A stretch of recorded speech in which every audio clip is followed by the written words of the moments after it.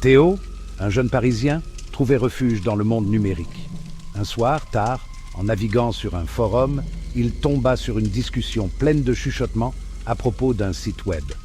Un site web enveloppé de mystères dont on ne parlait qu'à voix basse. Sa curiosité piquée, Théo creusa davantage. Le nom du site web lui fit froid dans le dos, le site interdit. Il savait qu'il ne devrait pas, mais l'attrait du mystère était trop fort.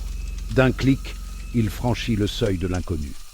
Le site web était austère, presque primitif. Son fond noir lui agressait les yeux. Une seule ligne de texte l'accueillit. « Bienvenue, Théo.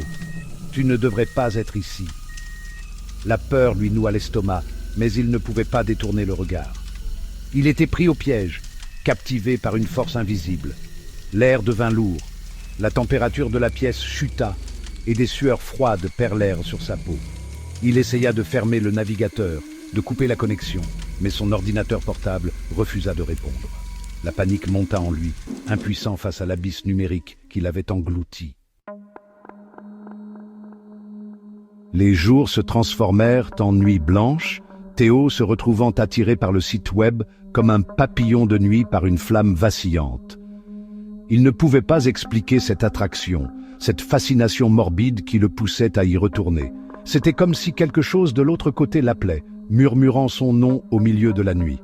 Un soir, un nouveau message apparut sur le site web, tranchant sur le fond noir. Curieux, n'est-ce pas? Théo fixa le message, le cœur battant à tout rompre. Ce n'était plus juste un site web. C'était autre chose, quelque chose de sinistre qui connaissait son nom. Il tapa une réponse, ses doigts tremblants sur le clavier.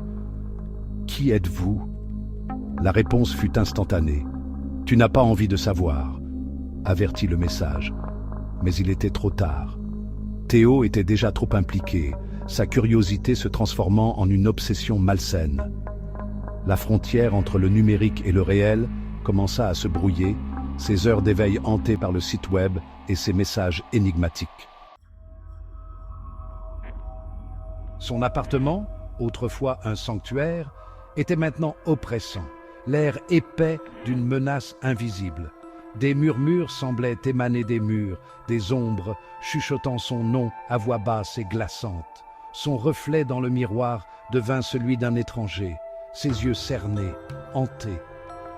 Les messages du site web devinrent plus fréquents, plus intrusifs, envahissant chacune de ses pensées. Il parlait de choses qu'il ne comprenait pas, de rituels anciens et de divinités oubliées. Ils étaient cryptiques, menaçants, chacun étant une pièce d'un puzzle horrible qu'il était forcé d'assembler. Le sommeil n'offrait aucun refuge. Ses rêves étaient infestés de cauchemars, de visions grotesques de silhouettes sombres et d'yeux rouge sang.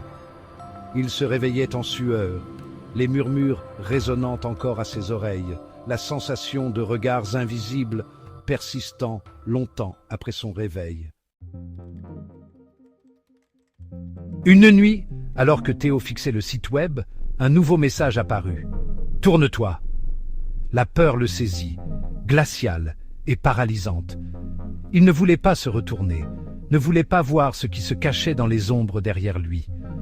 Mais une force invisible le contraignit, le forçant à affronter l'horreur qui l'attendait. Lentement, il pivota sur sa chaise, le cœur battant la chamade.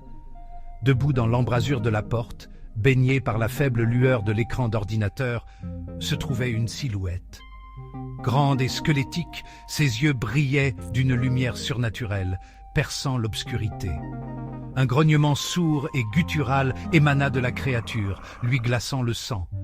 Il essaya de crier, mais aucun son ne sortit de ses lèvres.